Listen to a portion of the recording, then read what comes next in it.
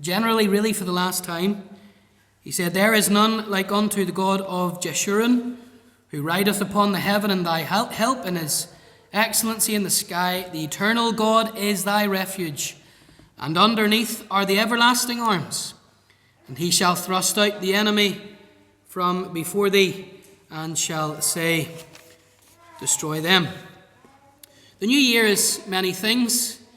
It's a time of new aspirations, a time of new hopes. It's a time of reevaluation. Where have we been? Where are we going?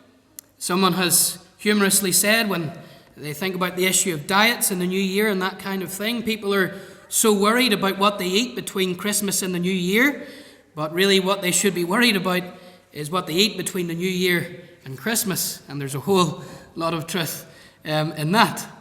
Henry Ward Beecher, he was a Christian, but he was really used of God in a mighty way in the political realm. And he said this. He said, "Every man should be born again on the first day of January. Start with a fresh page. Take up one more hole in the buckle if necessary, or let one down according to circumstance. But on the 1st of January, let every man gird himself once more with his face to the front, and take no interest in the things that were and are past." And you can certainly enter into what he says there. Whenever we begin a new year, it is a time of transition. It's a time of change.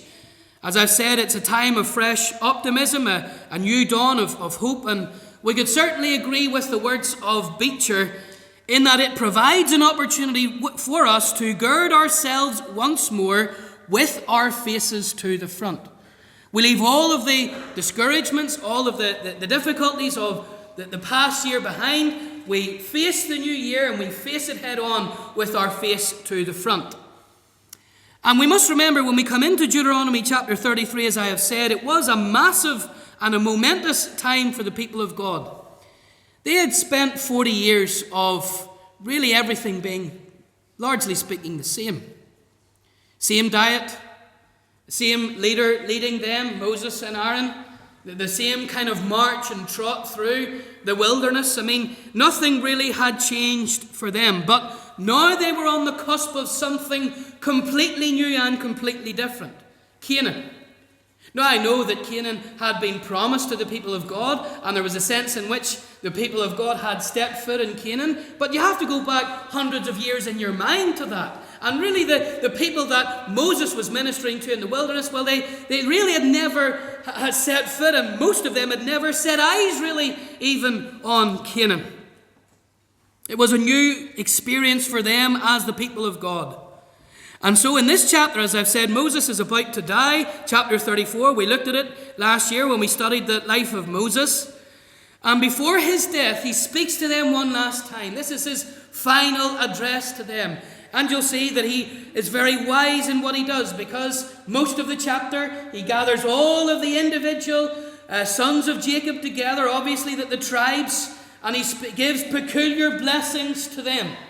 We read in the reading in verse 20 of how he pronounced a blessing upon the tribe of Gad, one of the 12 tribes of Israel. How there was that prophecy of God being enlarged, verse 20. "Blessed be he that enlargeth Gad, and he dwelleth as a lion." Gad, you're going to face difficulties, but you're going to be like the lion. You're going to, as it were, figuratively speaking, tear the arm off your enemy.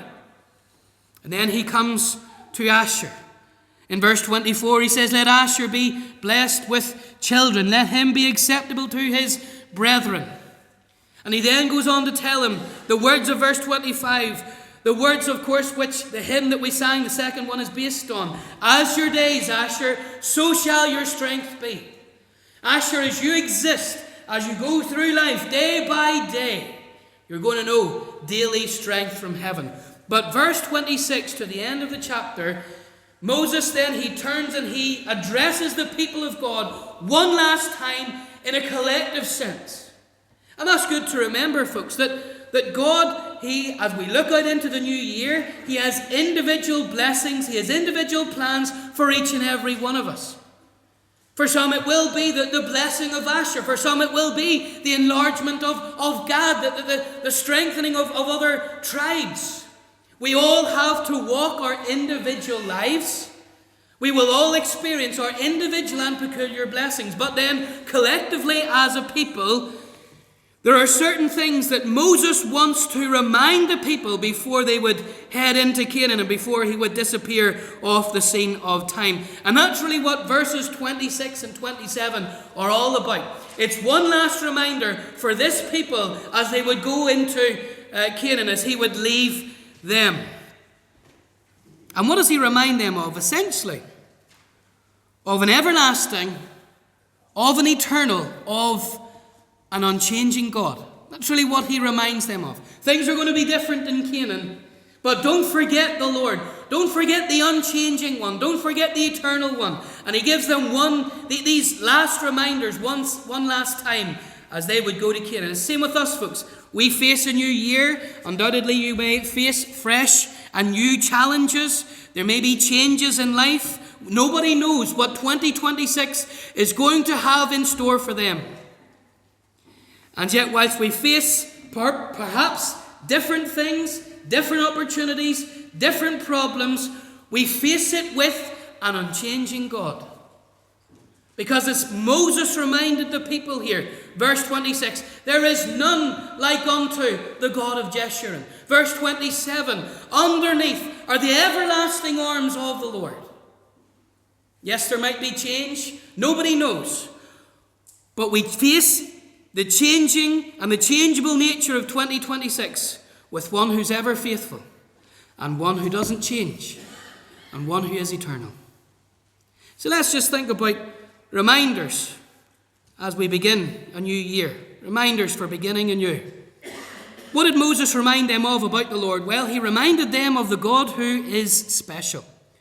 The God who is special. Verse 26, just that first phrase, there is none like unto the God of Jeshurun. We must remember, folks, that these are some of the last words that Moses, the great penman, would ever write. Here's the man who was blessed and charged by God to write the first 5 books of the Bible, the Pentateuch. And these are some of the last words of that most glorious and most meek and most peculiar blessed man. Now it's not his last breath, but it's not a million miles away either. And in this final farewell encouragement, he could have called Israel anything. There are so many names for Israel. He could have called Israel the people of God. He could have called them God's peculiar people. He could have called them various things. He could have called God various things. And yet, isn't it interesting here how he describes God as the God of Jeshurun? Now, this is a name for the people of God, Jeshurun. And it really has the idea of upright or straight. That's what Jeshurun means. He calls the Lord the God of his people, his upright, his straight people. Now that's wonderful, because when you think of what the people of God had been in the last 40 years, well, they had been many things, but they haven't exactly been straight. They've been more like to Jacob. They've been twisted, they've been crooked, have they not? And yet, wonderfully and marvelously, he calls them the God of the upright, or the God of the straight. He calls God that. That's amazing. Times they had moaned, times they had complained, times they had been challenged by God to go one way, and they had doubted God. You think of the Red Sea and all that was intertwined there. You think of even the bitter waters of Marah and how they complained to God, and how he provided as well. You think of the battle of Amalek, and there are so many times whenever they proved themselves to be not what they should have been. They were not upright, they were not straight, they were not righteous. And yet in saying and describing them as the God of the upright, what he's doing is saying this. He's saying that the people of God, they had a special God. They had a God that was not like any of the other gods. And that's what he says in verse 26 again. There's none like to the God of Jeshurun. He's saying all of the other gods, the Egyptian gods that they had beheld in Egypt for hundreds of years, the gods of Canaan. Remember, Canaan was overrun by idolatry. This God was different. He was pure, he was holy, he was eternal. And yet, isn't it wonderful that although in experience these people had not proved themselves to be straight, to be upright. They had been bent, they had been crooked. And yet as he was in a relationship with his people, this is what makes him special and distinct and unique. As he was in a special, father-like, covenantal relationship with his people, he looked beyond their crookedness. He looked beyond their sin. He looked beyond their bent and their propensity to evil. He was special, he was distinct, in that he was a God who forgave. He was a God who pardoned based on his mercy. Not on what they would do, not on their faithfulness, but based on his grace, based on his mercy. He was not like the other gods that demanded certain things to be done. No, this God was special because he loved. He didn't just act on the basis of what they would do. He wasn't just a God who said, well, you do, and then I will in respond. No, there was none like the God of Jeshurun, the God of the upright. He viewed his people as upright, as straight, even though they weren't. Because he was in a covenantal and in a filial relationship with them. Folks, we must remember this today, that as Christians we believe and we teach and we espouse the exclusivity of our particular and peculiar God. That's what is in view here. The Lord God is one God, is the one true and living God. And he alone is to be worshipped, he alone is to be followed. And yet isn't it wonderful that in all of our worshipping, in all of our following, in all of your living, sometimes we're not upright. Sometimes we're sinful. Sometimes we commit sin. Sometimes we're just not as straight and righteous as we should. And yet when God looks down from heaven, what does he see? He sees a people who are, to use the language of Ephesians 1 verse 3, who are accepted in the beloved. And therefore, he does not behold iniquity in us or in Jacob, because we are in Jesus Christ. And that sets us apart from every other religion. Our God is gracious and merciful. Not on the basis of what we do, but on the basis of the fact that Jesus Christ has done. And therefore we can say that there is none like unto our God. We remember that, folks. The God that you worship this morning is not just because you're in Northern Ireland or the United Kingdom or whatever. It's because there's something unique and something special and something set apart and distinct about our God. And yet, whilst he's high in the heavens, he is gracious and he condescends to take you into a relationship with himself. There's none like unto the God of Jeshurun. Jeremiah 10 verse 10 puts it this way: the Lord is the true God, the living God, and an everlasting King. Isn't it wonderful that we have an everlasting King, not just one who exists for an allotted period of time, but an everlasting King. And yet, child of God, you can call him this morning your Father. You can pray to him, our Father which art in heaven. Yes, he's up there and he's in the heavens and he's set apart, but he is your heavenly Father. That great gospel call in Isaiah 45 verses 22 and following, the call to the nations, the call to you this morning. Look unto me and be ye saved, all the ends of the earth. Why? For I am God and there is none else like me. I have sworn by myself, the word has gone out of my mouth in righteousness and shall not return. Look to me, why? Because I am exclusive, I am set apart. There's none like me, and I provide salvation. Therefore look to me. French atheist Voltaire was at a friend's funeral, and whenever the procession passed, he tipped his hat. And another friend beside him, as they were standing around in the street, as would happen, another friend beside him said, I didn't know that you acknowledged God. And Voltaire replied, well, we nod, but we're not on speaking terms. But folks, God is not like that. It's not just the fact where you just tip your hat to God and you nod at him and you acknowledge him. No. Your God is distinct and special. Why? Because there's none like him. He's different from all the other gods, yes, but he's the living God.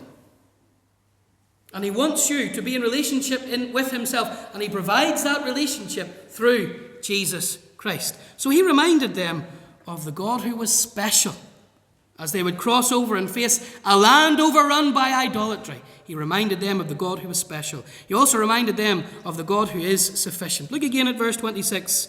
There is none like unto the God of Jeshurun, who rideth upon the heaven in thy help, and in his excellency on the sky. Isn't it interesting? This image here, he rides upon the heavens and upon the sky. And the term ride, of course, it draws in your mind someone who's riding on horseback, doesn't it? And there's a kind of a lovely, majestic scene there, is there not? There is God. He's up in the heavens, and in a sense, choosing Humean language to paint a picture of him in his majesty, in his eternity. He's up in the heavens, and he's riding on the clouds, like some majestic stallion just riding and gliding over the heavens. That would potentially be the picture that you have in your mind when you read this clause. And whilst that's true, that's not altogether correct. Because the term upon the heaven in the Hebrew really has the idea of through the heavens. And you'll notice again here, rideth upon the heaven in thy help. And the idea here is that he's riding through the heavens to help. He's not just one who's distant, who's up in the heavens, who's riding on there in ethereal glory. But this God, there's none like him. He's the God of Jeshurun, and yet this one who is exclusive, who is distinct, the people were reminded that he was not distant from them or absent from them. No, this God is a God who condescends. This God, he was not a dead God, he was the living God. He was animate, he was not inanimate, and he was reminding them that he was one, and he would be one, who would ride through the heavens to help them. The picture is a very simple one here, isn't it? Someone's hurt, someone needs help, and in the olden days, the man would be sent on horseback, and he would ride to come to the aid of that person. That's the thought here, really. Yes, he's in the majesties of heaven, but he's not distant from his creation, from you. He rides through the heavens to bring help. And of course, he has done this many times in the wilderness. He has shown that, yes, he is the God of Jeshurun, but he also is one who rides through the wilderness to help. You think of when they were hungry and they asked for food. What did he do? He rode through the heavens and he provided manna for 40 years for them. Whenever they needed water, he provided the command to smite a rock miraculously, and water would come forth. When they came to the bitter waters of Marah, what did their God do? He rode through the heavens, and he gave Moses the command to put a stick into the water, a quick picture of the cross. And what was the result of all of that? The bitter waters were made sweet. They faced the Amalekites in Exodus 17. And the Amalekites, Exodus 17, verses 8 to 16, tell us that they were biting away at the hindermost, at the wake of those who were going through the wilderness. What did God do? He rode through the heavens in answer to prayer to provide help. Countless occasions. And yet God provided help. God gave victory. And of course, as they would face Canaan, and as they would face all of the battles up ahead of them, many of them even unknown to the people, what was he reminding them of? He was reminding them very simply, as you would cross over into Canaan, that the God of Jeshurun, he would ride through the heavens to help you as you would face Jericho, that fortified and defense city, as you would face Ai, as you would go to war with the kings, the various kings of the Canaanites and so on. As he had rode through the heavens to come to be with you in the wilderness these past 40 years, so he would do it again. And folks, that's another wonderful thing to remember as we face this new year. Yes, we have the distinct, the exclusive one. There's none like unto our God. And yet he's one, verse 26, who rides through the heavens to come to your help. And you found that in the past. You found yourself to be helpless. You found yourself to need help in the past. Maybe you would say of even people, you know that they were always there when you need them. And it's good to be like that if you can. And yet how much more can you have said that in the past about the Lord? Just the time that you have needed him, child of God, in the past. He has been there. He has never failed you. He has never let you down once. He is the God of Jeshurun, you see. And so as he has been, so as he has galloped, as it were, to your aid in the past, so be encouraged that whatever you face, as he reminded Asher, verse 25, as your days, so shall your strength be. Whatever you face, no matter the day, no matter the moment, no matter the hour, whatever the need, verse 26, he will ride through the heavens and he will be there to help. Psalm 38, verses 21 and following says, forsake me not, O Lord, O my God, be not far from me. Make haste to help me, O Lord, my salvation. Why could David pray in such an authoritative manner? Just think about that for a second. A mere creature coming to the Creator and saying, be quick to help me. How could he say that? Because God had already done it in the past. Because he had experienced God making haste to help him. And so God, David, who has been there in the past, who has seen countless hardships, been through countless difficulties, he cries and he lifts up his heart to God. And he says to God, make haste to help me. Why? Because you've already done it in the past. And I know that you will come to my aid just now when I need you. Hebrews 2 verse 18. Speaking of Christ, it says this. For in that he himself suffered being tempted, he is able to succor them that are tempted. And the term succor there has the idea in the Greek of running swiftly to the aid of somebody in need. What does Christ do? He rides, as it were, and he rides quickly through the heavens. And he comes to those who are in need. He succors those who are tempted or tested because he's been tempted and he's been tested just like you have, or indeed you may be. He runs swiftly to your aid. Warren Wiersbe said, we live by God's promises, not by God's explanations. Do you ever read the Bible and wonder about that? God never once seeks to explain himself. Never once. That's what atheists look for. Give an explanation for the existence of God. God just says, God is. I am there. I have been there. He never seeks to explain himself. He only gives promises of who he is. And this is a wonderful promise for the people as they would head over to Canaan, as they would make that journey. Moses, he reminded them of the God who was special, the God who was sufficient, the God, thirdly, who gives security, verse 27. The eternal God is thy refuge, and underneath are the everlasting arms. He's already reminded them that their God was different, that he was distinct. But now do you see verse 27? The eternal God. He's just driving this home. The fact that he's special, the fact that he's different to others. This is the everlasting, the eternal God. And yet what is the eternal God? He says in verse 27, the eternal God is thy refuge. Now that is perfect sinless irony. He says this to a people who have not had a home for 40 years. The people of God, as they have went through the wilderness, they have been living in what? They have been dwelling in tents. They have been pitching their tent here, pitching their tent there. There's never really been anything permanent about the wilderness existence for the people of God. But the term refuge here, it has the idea of a dwelling place. Here's a people who haven't had a permanent place to call home for 40 years. Just going from this place to the next. Could you imagine living your life like that? Just be honest. Living in a tent and just pitching and going for 40 years. We all love the dwelling place. We all love the security of a permanent abode, of a permanent place of residence, of home. It provides security. It provides shelter. There's that kind of peace in the heart just when you head home. There's no place like home. Here were people who didn't have that, and yet he reminded them that as they would go to Canaan, the eternal God is thy refuge, is literally thy dwelling place. A place where you can go, a person that you can go to at any time. He then declares this in verse 27, underneath are the everlasting arms. The eternal God had everlasting arms. The term underneath here, it's again a bit of a play on words in the Hebrew.